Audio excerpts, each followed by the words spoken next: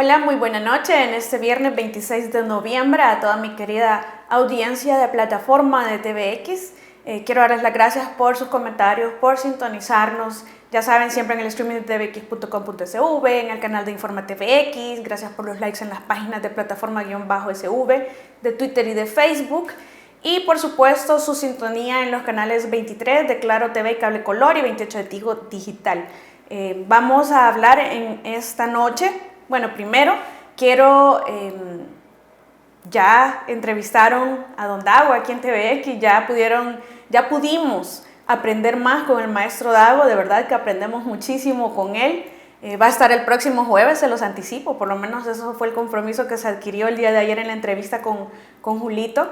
Y yo sé que estaban muy pendientes y a la expectativa porque todos nos hace falta sus enseñanzas en esta plataforma de TVX.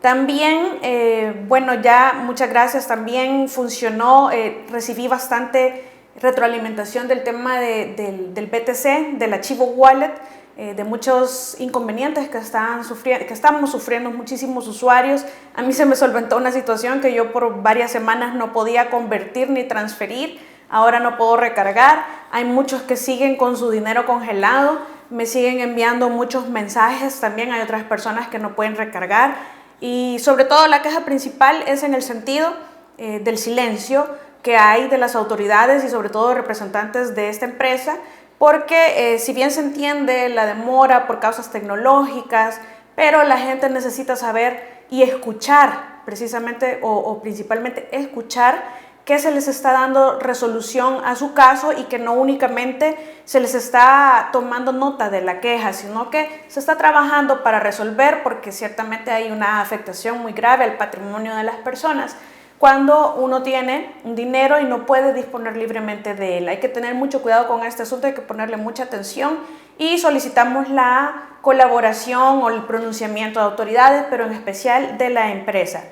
También, bueno, fue el Día de Acción de Gracias, el día de ayer. Muchos siempre dicen, no es una costumbre salvadoreña, no es una costumbre aquí y allá. Miren, las costumbres, las cosas buenas, yo creo que hay que imitarlas. La Acción de Gracias o el Día de Acción de Gracias, que es el último jueves de cada mes de noviembre en cada año, es una oportunidad muy bonita para que demos gracias por las bendiciones, demos gracias por estar con vida, que hoy en día con esto de la pandemia del COVID es mucho. También si agregamos toda la situación de delincuencia y todas las crisis y los dramas humanos que sufrimos a diario, pues dar gracias a Dios por estar vivos, por tener lo que tenemos, sobre todo por tener a nuestros seres queridos cerca. Y pues hay que pedir también por las personas más necesitadas y hay que tratar de aportar e incidir en la medida de lo posible. También se conmemoró el día de ayer, el día contra la violencia de género, que esto ha venido evolucionando, antes violencia contra la mujer, ahora se conoce como violencia de género. Para los que no saben, esto nace allá por el 1960, con la historia de las mariposas o de las hermanas Mirabal. Por aquí anoté los nombres en alguna parte, Minerva, Patria y María Teresa, que fueron asesinadas, de hecho, un 25 de noviembre de 1960 y desde entonces se conmemora, bueno, no desde entonces, pero ese fue como el motivo original y fíjense que fue por razones, digamos, de disidencia de opiniones o por ser oposición política al gobierno en su momento de la República Dominicana. Realmente fueron asesinadas por ser la voz de algunas personas o de muchas personas en ese momento. Se enfrentaron directamente al presidente en ese momento, o eso es lo que narra la historia, y lo hacían juntas, ¿verdad? Quizás la situación de que tenían el apoyo unas de otras les hizo empoderarse y tener más fuerza a la hora de hablar, criticar, ser oposición y expresarse, porque ese es nuestro derecho que nos reconoce la Constitución. Y así en ese marco es que es una situación que nace y se empieza a conmemorar y a reconocer como el Día contra la Violencia de la Mujer. Por eso es que yo siempre voy a continuar invitándonos a todos y que respetemos las opiniones contrarias, aunque no estemos de acuerdo, que tengamos mucha tolerancia. Yo tengo derecho a opinar, usted también lo tiene, tenemos derecho a no opinar lo mismo y sobre todo la obligación de respetar la opinión ajena. Si vamos a disentir, yo creo que podemos dar mucho, Podemos dar más que insultos, más que degradaciones, más que descréditos, más que ofensas. Estamos creando una cultura muy baja, de un nivel bastante bajo en argumentos, bastante bajo en debate. Nos estamos guiando más por las persuasiones que por las convicciones, es decir, las emociones nos están dominando y no las pruebas y argumentos sustentados. Usted decide si quiere ser persuadido o si quiere ser convencido, es decir, persuadido por sus emociones o convencido con fundamentos y con documentación o con investigaciones científicas, etc.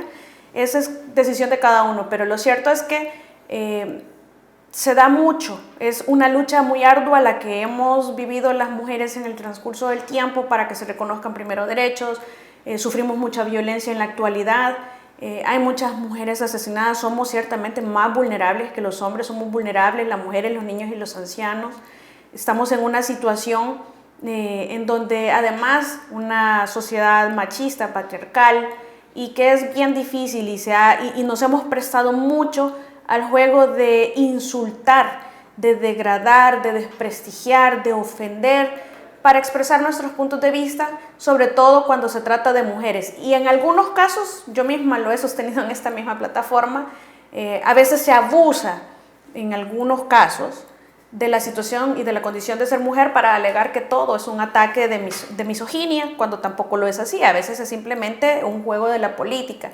Pero ciertamente las mujeres somos más vulnerables y por eso es que se conmemora esta lucha, porque hay mujeres que han dejado su vida entregada por esta lucha para que se nos respeten nuestros derechos, para que se nos reconozca, para que se nos proteja de parte de los estados, no para que se nos invisibilice y solo nos cuenten como un número más en las estadísticas de desaparecidos o de asesinatos, sino que se tomen medidas serias, medidas responsables, pero que sobre todo los estados se hagan cargo.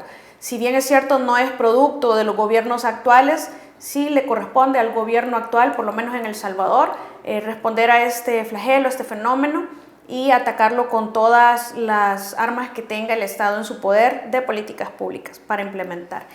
Dicho lo anterior, vamos a hablar esta noche sobre lo que estuvo, uno de los tantos temas, tuve que seleccionar, de los tantos temas que están en agenda, como las escuchas o lo que se ha denominado espionaje, y que Apple demandó a NSO, no recuerdo las iniciales de esta empresa israelí, o que venden el software de Pegasus, que hay rumores que este software se vende a través de empresas fachadas, incluso puede ser hasta personas naturales. Lo que sucede es que Apple demanda a esta empresa y nosotros como salvadoreños, ¿qué? Bueno, esto vino a repercutir a raíz de un correo que fue enviado a varios usuarios de esta empresa y que se les hacía la mención que probablemente estaban siendo intervenidos por entidades estatales o por entidades patrocinadas por estados. Al final del comunicado había una nota que también decía que esto podría ser una falsa alarma, pero que se recomendaba tomar las precauciones. Se ha tratado el tema como si esto fuera una gran novedad y sin tratar de minimizarlo, pues lamento informarles que no lo es. Esto ha sucedido desde siempre y no solamente en El Salvador. Hemos sido la humanidad entera escuchados e intervenidos, espiados por los gobiernos de todos los países. Aquí ninguno se queda de santo. Y precisamente a nosotros nos corresponde quizás estar conscientes de cuáles son nuestros derechos y tener una noción quién nos espía y qué medidas podemos tomar. Porque, por ejemplo, ¿qué abusos se han cometido en el pasado en El Salvador? Yo documenté un caso personal. Después hubo una investigación periodística al respecto y les voy a recordar sobre ese tema. En el 2016 y 2017, que estaba aquella Fiscalía General de la República, que yo muchas veces he denunciado casos de posibles coacciones y torturas, producto del fiscal general de la República de ese momento y algunos de sus fiscales que actualmente lamentablemente no han sido responsabilizados por sus actos, y sí hay denuncias, hasta esa investigación periodística, en donde se estableció que hubo intervenciones en telecomunicaciones ilegales o ilegítimas. Resulta que nosotros en El Salvador tenemos la ley de intervención de telecomunicaciones, que es lo que conocemos como la ley de escuchas. Fíjense que para que nosotros seamos escuchados, hay un artículo en la Constitución, ya voy a recordar específicamente 28 me parece que es, bueno, ya lo vamos a corroborar, en el que se establece que el Estado puede escucharnos, es decir, una de las formas de limitar nuestros derechos fundamentales es a través de las leyes. Nosotros tenemos un derecho fundamental que está reconocido en la Constitución, que dice que va a haber una inviolabilidad que se garantiza por parte de nuestra Constitución. La correspondencia, dice, de toda clase, artículo 24, corrijo, es inviolable, interceptada, no hará fe, etc. Y se establece que una ley determinará los delitos en cuya investigación podrá concederse esta autorización. Los derechos fundamentales, como hemos hablado en otras ocasiones, tienen sus límites. Ningún derecho es absoluto, ninguno.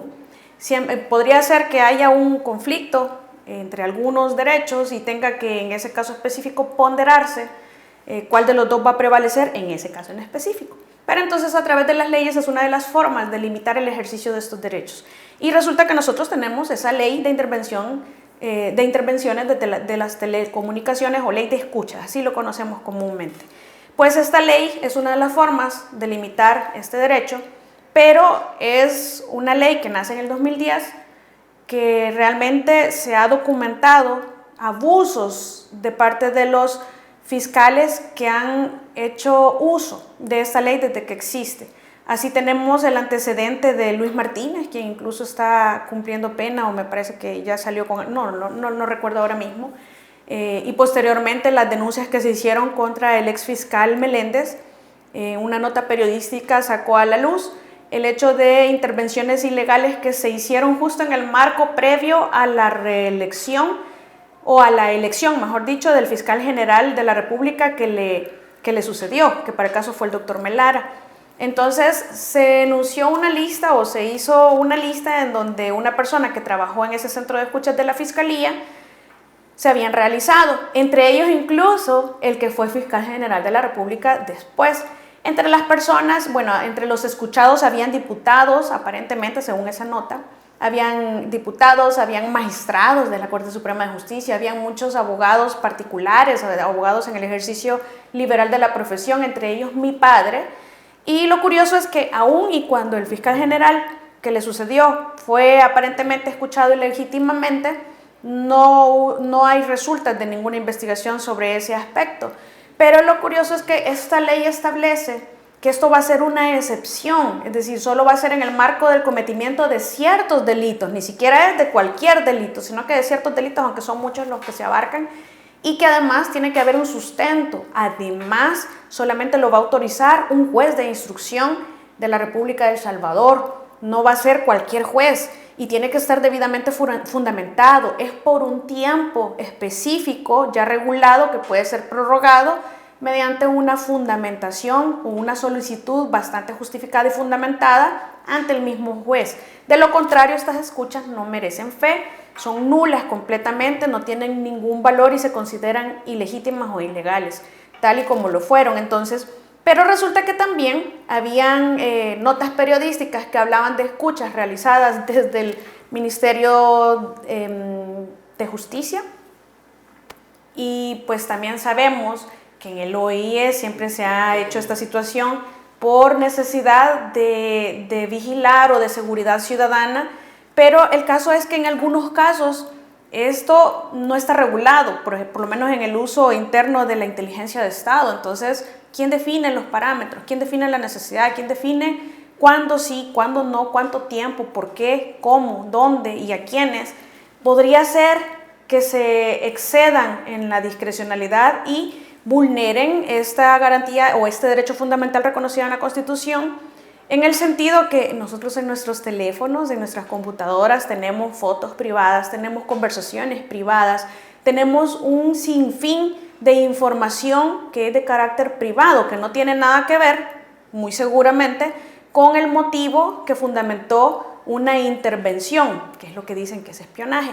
Entonces, esos excesos son los que precisamente tiene que haber un control. No puede haber un superpoder incluso arriba del presidente que se haga un espionaje o que se haga esta situación sin ningún tipo de control, porque ciertamente es necesario, pero sin abusar de esta situación y en el marco de la Fiscalía, eso era en el OIE o en la Inteligencia de Estado, pero en el marco de la Fiscalía sí hay una limitante, sí hay una ley que obliga que solamente va a hacer autorizaciones por medio del juez. Y fíjense qué curioso que esto de los softwares, del Pegasus y de los espionajes, se recuerdan cuando al inicio, quizás hace muchos años, que no estábamos muy evolucionados en tecnología, antes decíamos los virus a través de los correos, y es que no eran virus, pero es que nos metían espionaje o nos metían intervenciones a través de unas tarjetitas que nos mandaban a los correos electrónicos y que al darle clic para abrir decía, fulano te ha enviado una tarjeta.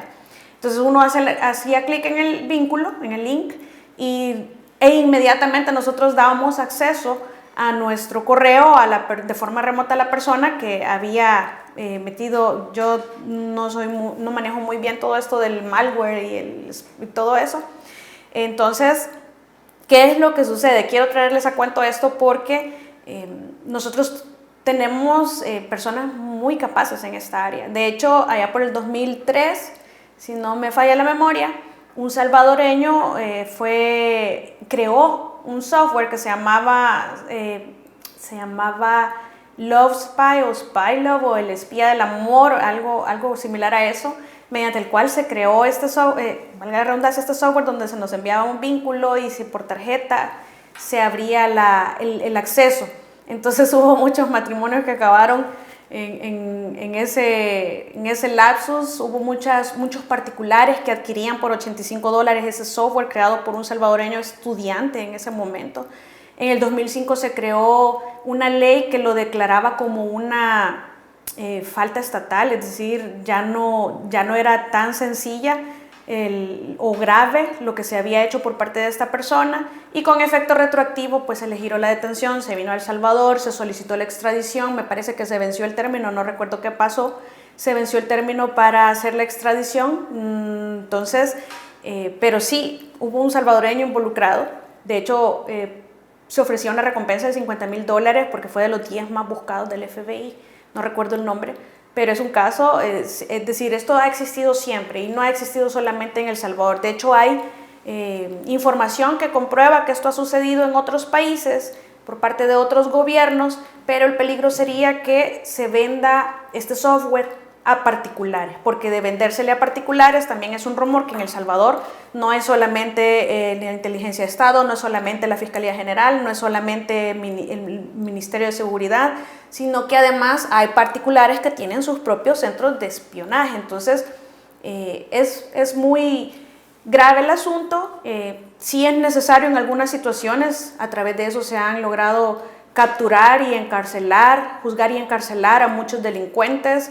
Me imagino que a través de la Inteligencia de Estado se ha logrado prevenir también algunos planes bueno, ellos sabrán lo que manejan ahí, pero lo cierto es que si usted considera que está siendo escuchado y legítimamente, pues tenemos que tomar también nosotros nuestras medidas, porque todos hemos sabido que incluso ahora existen mensajerías encriptadas y todas las situaciones que podemos utilizar de llamadas a través de WhatsApp. No quiero tampoco animar a que esto sea utilizado para personas que acostumbran a estar confabulando o a tratar de hacer injerencias, sino que somos salvadoreños comunes. De hecho, sí las hay intervenciones que son completamente arbitrarias, como las que pasamos nosotros como equipo de defensa en aquel momento con aquella fiscalía. Lamentablemente nadie los ha investigado y algunos de esos elementos fiscales incluso los quería llevar el fiscal actual en altas jefaturas en la toma de decisiones, y con antecedentes tan nefastos como este, pues a mí me preocupó mucho esa situación cuando yo me enteré. Y no hay consecuencias. De hecho, a un pariente de ese fiscal, a él se le exoneró judicialmente de toda responsabilidad por estos hechos, mientras a otras personas por otros casos, que siempre los de abajo son los que terminan pagando porque los altos mandos no recibieron ni van a recibir ningún tipo de castigo. Ojalá y el fiscal general actual retome estos aspectos, porque eso es hacer una limpieza hacia adentro. Si yo voy a hacer limpieza hacia afuera, también necesitamos hacer una limpieza hacia adentro de la casa, y esto es importante y es deuda porque es el funcionamiento de la fiscalía. No podemos permitir que agentes fiscales estén torturando ni realizando escuchas ilegales. Si eso pasó, que se investigue y se sancione a los responsables o se exoneren, pero que se haga algo. No vamos a dejar otros temas para el próximo viernes, ya que definitivamente este nos tomó todo el tiempo. Quiero desearles un feliz fin de semana, recomendarles que tomen todas las medidas de bioseguridad. El virus todavía está, no nos confiemos. Si Dios lo permite, nos escuchamos el próximo viernes y no se pierdan al maestro Dago el jueves. Hasta pronto.